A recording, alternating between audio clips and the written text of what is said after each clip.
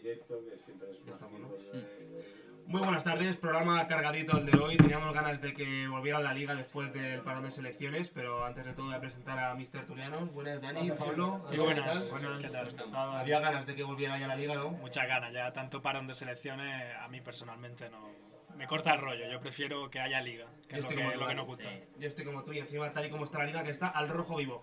Bueno, vamos a empezar por el Fútbol Club Barcelona, que logró su victoria frente al Girona por 4-1, un 4-1 bastante contundente, que se le empieza a poner a este Barcelona cara de campeón. ¿Qué opináis acerca de esto? Sí, Barça de nuevo hizo un gran partido, fue arrollador desde el minuto 1. De hecho, el Girona, que es un equipo que nos tiene acostumbrado también a tener mucho protagonismo con el balón, se vio totalmente superado por el Barça, cosa que ya no es novedad, ¿no? En cada partido del Barça suele seguir la misma tónica.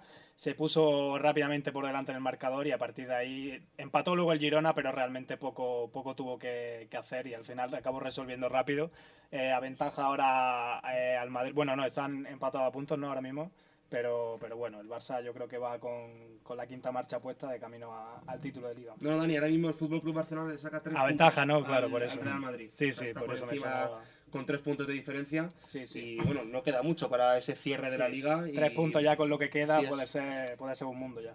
Yo coincido con Dani. Además, la sensación que da este Barcelona comparado con los de otros años es la mentalidad, el aspecto mental, lo tienen muy bien trabajado. A mí la sensación que me dio el partido con el Girona es que, bueno, te empatan, pero es un partido que llevas dominando toda la primera parte, que era un partido para liquidarlo en los primeros 35 o 40 minutos.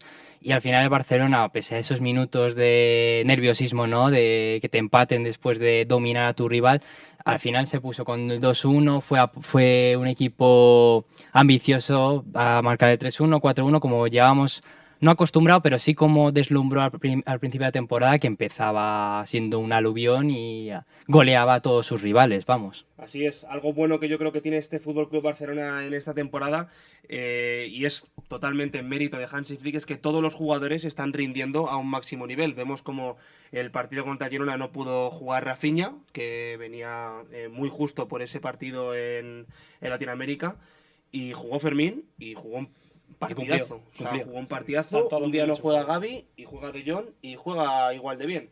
Creo que es meritorio por parte de Hansi Flick. Y bueno, también hay que hablar de un nombre que en los últimos partidos se ha convertido, entre comillas, en una revelación: Ferran Torres, Álvaro. Sí, Ferran Torres, que bueno, la verdad es que no tiene demasiados minutos, sobre todo dependiendo también del partido, la importancia y tal, pero bueno, siempre que sale, siempre rinde, siempre marca y yo creo que Ferran Torres está pues eso, aportando igual que todos sus compañeros, decía antes de Jong.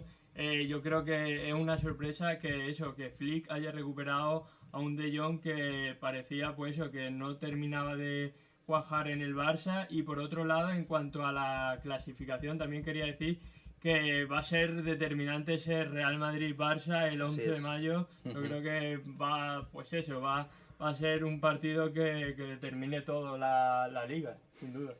Decía que no jugó Rafinha el anterior partido por ese parón de selecciones, pero aún así podemos ver como, bueno, a lo largo de toda la temporada está con un nivel espectacular. Si os hago la pregunta de Rafinha Balón de Oro, ¿qué me decís? Hombre, yo creo que es pronto todavía.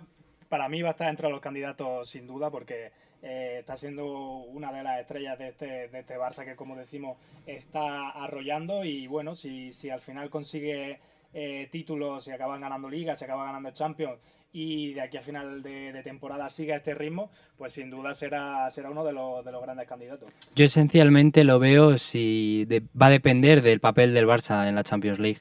Si por algún casual te encuentras con la ida frente al Dortmund, que no sacas un buen resultado en casa y en la vuelta pues te entra el partido que no te sale nada y el Barça cae en cuartos, yo creo que cae la candidatura de Rafinha al Balón de Oro. Va a depender, y además porque todos los años pasa lo mismo. Al final el que hace un gran resultado en la Champions League es el que te acaba aspirando a ese podio. Opino igual que tú, Pablo. Creo que a Rafinha, en ese caso de que no consiga clasificar a la siguiente fase de la Champions League, le pasaría lo mismo que a, por ejemplo, a Mohamed Salah. Vimos una eliminatoria muy pobre contra el Liverpool, tanto en la ida como en la vuelta, y ya casi no se habla de Mohamed Salah como Balón de Oro, pese a que la Premier la tiene totalmente ganada. Creo que le saca 15 puntos al Arsenal en la Premier League. Pero bueno, Rafinha está claro que está entre los candidatos. Sí. Volamos a Madrid, 3-2 frente al Leganés, un partido que se le puso cuesta arriba al Real Madrid, ganó, pero no convence. No convence, de nuevo vimos, bueno, se puso por delante el Leganés, parecía que podían dar la sorpresa, como ya hicieron contra el Barça y contra el Atlético de Madrid.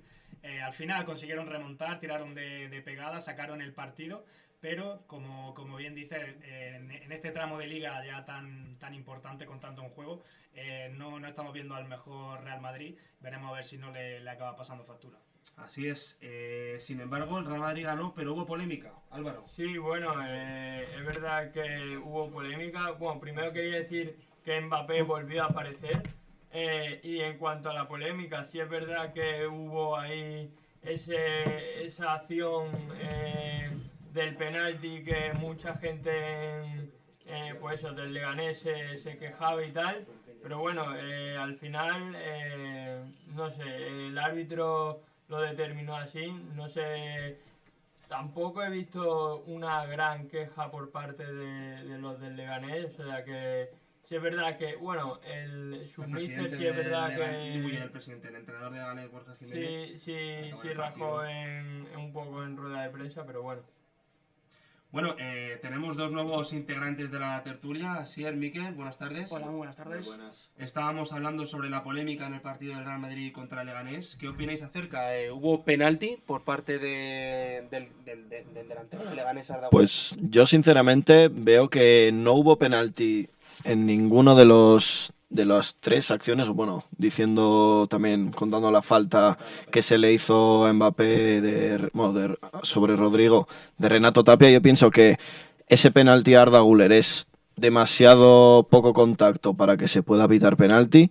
También pienso que ese penalti supuesto de Bellingham, creo que fue sobre Diego García, tampoco es suficiente. Yo pienso que Diego García acaba llegando muy justo a ese balón y acaba cayendo simplemente, y pienso que no es penalti.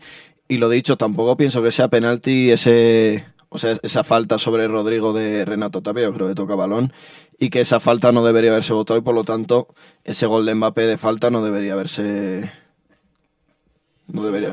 subido al marcador, exacto. Gran debate ese. Llevamos tiempo diciendo que cualquier falta que toque balón ya no es falta. Y yo creo que eso no debería ser así, porque si se ve la imagen, el defensor de Leganés golpea primero con la rodilla en la rodilla de Mbappé y luego ya toca balón. Creo que eso de que toca balón en todas las acciones, en todas las jugadas, hay que analizar detenidamente cómo llega a tocar balón. Si es clara, vale, pero si toca antes una parte del jugador, creo que hay que analizar todo detenidamente. Hombre, yo también creo que también estamos mirando demasiado con lupa la labor de los árbitros, ¿no? Yo creo que al final los equipos grandes bastante calidad tienen como para desarrollar su juego, elaborar su plan de juego a la perfección, y yo creo que también estar siempre con comunicados, ya sea con el tema de los árbitros o por el tema de los horarios, pues no ayuda, y más a un colectivo arbitral que ya más que nada tienen una labor difícil y que hay que dejarles, ¿no?, que realicen su trabajo de manera tranquila y que, bueno, no se sientan influenciados por algún tercero o que sientan la presión de que necesitan pitar a favor de alguien para contentar a un tercero, ¿no? No estoy diciendo que favorezcan a uno o a otro, pero sí que es verdad que la labor, sobre todo de los árbitros, que en el fútbol siempre está a un segundo plano y realmente es la más complicada. Pudimos ver a Thibaut Courtois en la grada del Santiago Bernabéu por unas molestias físicas. Jugó Andriy Lunin, el portero suplente del Real Madrid, y según las últimas informaciones que nos han llegado, Thibaut Courtois no podrá llegar a ese partido de Copa. Álvaro. Bueno, pues sin duda una baja importante si se termina de confirmar. Yo creo que Lunin, si es verdad que la temporada pasada hizo pues buena temporada, y esta lo que está haciendo más o menos lo está llevando. Si es verdad que tampoco, pues eso, como está Courtois en plena forma, pues no hay discusión. Pero bueno, este partido se le notó, pues eso, que todavía no es el portero que quizás el Madrid pues le tenga esa confianza y esa tranquilidad, y entonces en el derbi pues se puede venir afectado en cuanto a, pues eso, a la parte defensiva y veremos a ver cómo termina ese partido que sin duda se va a determinar pues por el acierto en las áreas.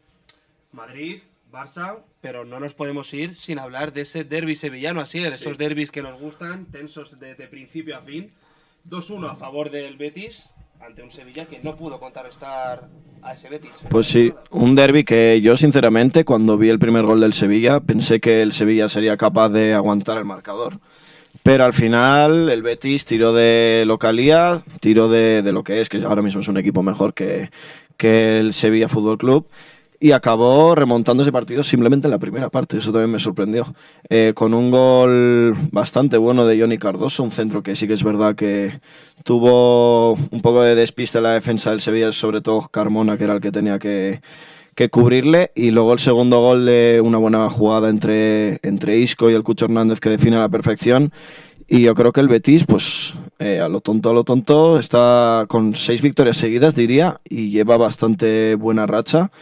Y cuidado porque el Athletic Club, por ejemplo, ayer empató contra Osasuna, el Villarreal está ahí también, pero el Betis yo creo que quiere quedarse con ese puesto cuarto en la Champions y veremos si quinto, depende de lo que los equipos españoles hagan en competición europea. Buena racha del Betis en esta competición liguera, que si no me equivoco, Alex, con el partido de ayer ante el Sevilla logró un récord histórico. Sí, efectivamente, llevaba muchos años sin ganar al Sevilla y es la primera vez que les gana en 7 temporadas ya. Pellegrini no les había ganado todavía, es un dato curioso, no les había ganado en Liga todavía, sí en Copa del Rey, y es un dato bastante curioso.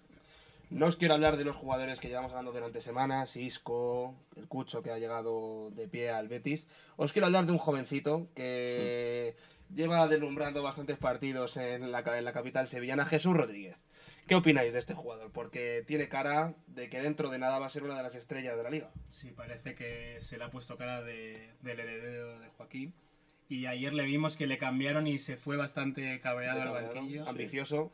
Se le ve bastante ambicioso. Hizo un buen partido, le cambió pronto Pellegrini y tiene que aprender a aceptar estos cambios, yo creo también. Es muy joven todavía. Yo creo también que es bueno no solo para el Betis, sino también para el fútbol español, ¿no? Al final es un nombre más a añadir en la lista de Luis de la Fuente. Y nada, yo creo que el Betis está sumando puntos ya porque tiene una plantilla bastante amplia y al final sumar este tipo de nombres siempre viene bien a un equipo que además está en competición europea, que se encuentra en la pelea de 2 títulos, bueno, de un título aún, que es la Conference y nada, la verdad es que yo he de reconocer que este tipo de partidos siempre me gustan, es un derbi siempre caliente y la verdad es que uno cuando se pone enfrente del televisor disfruta, ¿no? Viendo este tipo de partidos, el ambiente, todo lo que rodea y todo lo que genera este tipo de aficiones, ¿no? Que al final, bajo mi punto de vista, son de las mejores aficiones de España. Y nada, pues como decía antes, un nombre más a añadir en la lista de tanto del combinado nacional como del Betis también. Además, volviendo a Jesús Rodríguez un poco, es un jugador que viene de la cantera y recordemos que el Betis en verano podía inscribir a muy poca gente. De hecho, Fekir abandonó el equipo porque no tenían espacio salarial y tenían que hacer fichajes. Entonces yo creo que esa cantera bética que están saliendo más jugadores, ahora mismo no recuerdo, pero había un lateral bastante bueno, no sé si te acuerdas, Alex, del nombre. Bueno, jugó ¿Derecho o izquierdo? derecho, jugó el otro día creo contra el Atlético B en el Metropolitano y debió hacer buen papel, pero es un jugador que ya ha debutado en primera, ya lo hemos visto, no me acuerdo cómo se llama, pero volviendo a eso, la cantera, Pablo García es otro de ellos, pero sí, pero no sé si es el que yo creo que no. Sí. Pero bueno, es una cantera la bética que poco a poco va sacando jugadores buenos también y yo pienso que es importante porque ya vemos que el Betis tiene muchísimos jugadores buenos, por ejemplo ahora llega Antony también, aunque en calidad de cesión, y necesitan que la gente de abajo rinda bien porque quieras que no, el Sevilla también empezaba así fichando jugadores muy caros y que igual estaban por encima de sus posibilidades y mira ahora cómo lo está pagando, entonces el Betis tiene que tener cuidado también con esa circunstancia. Por último, el Atlético de Madrid volvió a pinchar en Liga frente al Español 1-1 en Cornellá. ¿Creéis que el Atleti se ha borrado definitivamente de esta liga? Yo lo veo bastante complicado ya que pueda conseguir la liga a falta de tan pocas jornadas, remontar esto con esta mala dinámica lo veo bastante complicado y también veo importante a ver el partido de Copa del Rey, el resultado. Sí. un partido bastante pobre de los de Simeone. Ya lo dijo el Cholo en rueda de prensa, que tras el batacazo frente al Real Madrid, que bueno, supuso una dura derrota para los rojiblancos, que como que se fue a Argentina porque estaba triste y como que fue un duro golpe para el Atlético, y parece que desde esa derrota han caído en picado tanto bueno, en Champions obviamente y en Liga. Ya solo falta esa espinita de la Copa, que a ver si pueden derrotar al FC Barcelona. Sí, también lo vimos en el último partido contra el Barça en Liga, que se dejaron remontar bastante fácilmente. Sí, un 2-0 además. Un 2-0 y quedar 2-4 en casa ante el Barça fue bastante dura esa derrota también. Y ya no es solo el tema del Atlético que no consiga sacar resultados positivos, por ejemplo, contra el Español. Ahora que veo que tenemos el Atlético-Barça este miércoles, más allá de que el Barça seguramente gane esta eliminatoria, es lo que pienso yo, es que el Barça está en modo apisonador y yo creo que, aunque el Atlético se haya borrado de la Liga, el Real Madrid tampoco va a tener demasiada opción de ganarla, porque es que he repasado ahora todos los partidos que tiene el Barça y pienso que los va a ganar absolutamente todos, que no va a pinchar en ningún momento. Es bastante probable. Quitando que pueda tener algún mal resultado, como ha dicho Pablo antes, en Champions, si en Champions va bien la cosa, yo creo que en Liga van a hacer un pleno. Sí, es bastante probable viendo la última racha del Barça, que llevan 9 jornadas, creo, de ligas seguidas ganadas desde aquel pinchazo contra el Getafe, y no parece que haya ningún equipo que pueda pararles ahora mismo. Sí, la verdad es que hablando del Barça, yo el otro día estaba viendo también el partido y les empatan, pero tú sabes que que van a ganar porque tienen una pólvora arriba que es que dices, en cualquier momento te la pueden liar, ¿no? Y al final yo creo, bajo mi punto de vista, que es el favorito para ganar la Liga, y más, como hemos dicho antes, que ha sido un mazazo para el Atlético de Madrid, la eliminatoria con el Real Madrid y también el partido que perdieron, ¿no? También con el FC Barcelona. Y a ver si pueden hacer algo. Yo creo que lo tienen difícil, ¿no? A pesar del 4-4. Yo creo que supondría una subida de moral, ¿no? En el estado del equipo colchonero, porque al final se les ha ido las 3 competiciones. No, y que es lo único que les queda ya. O sea, 2 semanas prácticamente, ¿no? si no consiguen eliminar al Barça y llegar a la final de la Copa del Rey, yo, si fuese el Cholo, daría la temporada por finalizada por el Atlético. Y mira que yo pensé que iban a ser claros candidatos a ganar la Liga, porque este año han conseguido muchísima profundidad en el banquillo, han conseguido a Julián Álvarez, que es un jugador que no entiendo sinceramente cómo ha salido del Manchester City, porque ahora mismo es el mejor. Y sí que es verdad que, hablando del mejor Julián, Griezmann para mí está totalmente desaparecido esta segunda mitad de temporada. Y pienso que si quieren ganar al Barça van a necesitar muchísimo de Julián, pero sobre todo muchísimo de Antoine Griezmann. Concuerdo contigo, Asier, y bueno, la respuesta sobre por qué Julián se fue del City está clara. Guardiola no le quería. Es que Julián es Álvarez, extraño. Y fíjate cómo está el City ahora, que no le quería. Fíjate cómo está el City ahora, que Julián Álvarez estuvo la temporada pasada, la mitad de la temporada siendo suplente. De Erling Haaland, por supuesto, como delantero centro, pero estamos hablando de Julián Álvarez, ahora mismo es uno de los 10 mejores jugadores del mundo. Sí, incluso de los 5. Entre los 5 allá entraría algo de debate. Yo podría meterle fácilmente, ¿eh? Sí que es verdad que el año pasado Guardiola le ponía mucho en una posición de media punta detrás de Haaland, y con Haaland tenía menos minutos en la delantera y por ahí se podía llegar a entender. Pero este año encima ha bajado mucho el nivel Kevin De Bruyne, entonces debería tener muchos minutos esta temporada. Y bueno, hablando de Julián, en el Atlético empezó mal, pero yo creo que fue culpa del Cholo, que le puso de carrilero. Sí. Y la gente del Atlético en esa época, en verano, agosto, septiembre, estaba un poquito decepcionado en el fichaje. Mucha gente hablaba de que iba a ser el fichaje de excepción de este verano, y nada más lejos de la realidad. Empezó marcando goles, sobre todo en Champions, en Liga se enchufó enseguida, y ya te digo, para mí, quitando pues Rafinha, Lamine y Mbappé y Lewandowski, para mí es el quinto mejor jugador, o incluso un poquito por encima de Mbappé, diría, porque Mbappé sí marca goles y tal, pero yo creo que lo que le aporta Julián al Atlético es mayor que lo que Mbappé le puede aportar al Real Madrid. Bueno, pero también esto es como todo, ¿no? Al final, si no marcas goles, parece que eres un mal jugador, pero luego empiezas a marcar o a dar asistencias y tal, y te colocan ya como si fueras a ganar el Balón de Oro, ¿no? Yo creo que tiene que haber... A eso me refiero, que Mbappé decían que no marcaba goles, que era una mala temporada, y ahora también dicen que es una temporada buena por todos esos goles que ha metido, pero yo creo que le costó bastante más arrancar que a Julián. A Mbappé, bueno, dime, Miquel, dime. Sí, todos sabemos que al final todos estos jugadores son unos mega cracks. No, al final sí que es verdad que tienen que sufrir un periodo de adaptación, como es normal, porque vienen de otras ligas, de otros países, pero al final, por su calidad y por su rendimiento en el campo, al final sabemos que tarde o temprano van a enchufar goles, van a dar asistencias, van a aportar al equipo, y al final sí que es verdad que yo creo que en España a veces tendemos a menospreciar muy al principio, ¿no? O sea, no tenemos paciencia con los jugadores y yo creo que es un punto que nos falta en ocasiones, ¿no? Al final, pues bueno, sabemos que este tipo de jugadores van a volver a rendir, van a aportar, y eso es lo que a veces en España, bajo mi punto de vista, y no solo en fútbol, sino en cualquier deporte. Sí, que nos están falta, ¿no? con muchas expectativas Claro. también, porque Mbappé, claro, pues es Mbappé. Julián Álvarez también tiene un gran palmarés a su corta edad, y sí que es verdad que en España pues se pide mucho y muy rápido. Muy rápido. Es cierto, Kylian Mbappé llegó al Real Madrid, el inicio de la temporada no fue del todo como todos los madridistas lo esperaban. Hasta ese penalti parado por Julen Aguirrezabala, yo creo que ese fue el punto de inflexión, y a partir de ahí empezó a Él mismo rendir lo dijo, muy bien. Él mismo lo dijo. Sí, de hecho lo dijo. Tocó fondo el día del penalti contra el Athletic Club y dijo, aquí tengo que cambiar la situación, y la cambió, porque si no me equivoco, Alex, segundo máximo goleador de la liga. Sí, creo que está a 2 tantos del... Ahora 3. A 3 Vale, porque después ayer después del gol de metió Lewandowski. 2 Lewandowski. A 3 goles se coloca, pero yo creo que es bastante buena temporada, y ya es a la altura de muy pocos jugadores esa cantidad de goles. Es cierto que podemos ver que aún le falta un poquito esa picardía, esa electricidad que podíamos verle en el Paris Saint-Germain, pero segundo máximo goleador de la liga, y lo mismo puedo decir de Robert Lewandowski. No paro de ver en redes sociales comentarios sobre que ya puede estar algo mayor, que no se sabe si la afición culé le quiere para renovar una temporada más, pero es que es un delantero en el que no puede aparecer en todo el partido, y ayer se Es han llevado que- goles a casa. Sí, es que ya es su temporada con el Barça más goleadora. Ya lleva 25 solo en Liga, porque en Champions ya unos cuantos más, no recuerdo ahora el registro.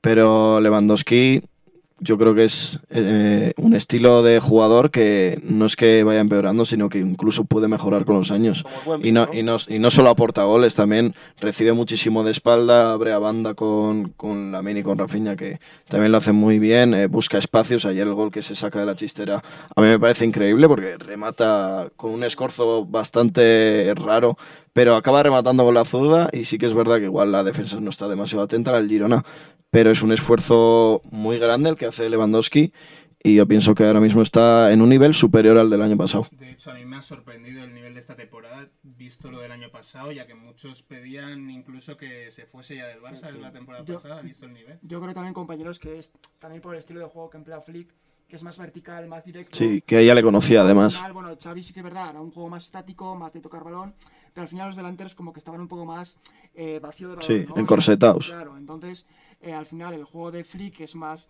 ir directo, más centros, más ir en profundidad, pues al final favorecen a unos delanteros que al final lo que necesitan son goles, ¿no? Pues, ¿perdón? Tienes que hacer right.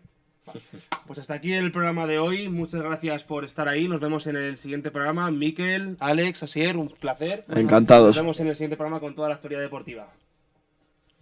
A ver, os cuento así. Dale a detener. A mí, ¿eh? La tertulia se ha animado al final, ¿Dónde está el...? y yo creo que es por la elección de temas.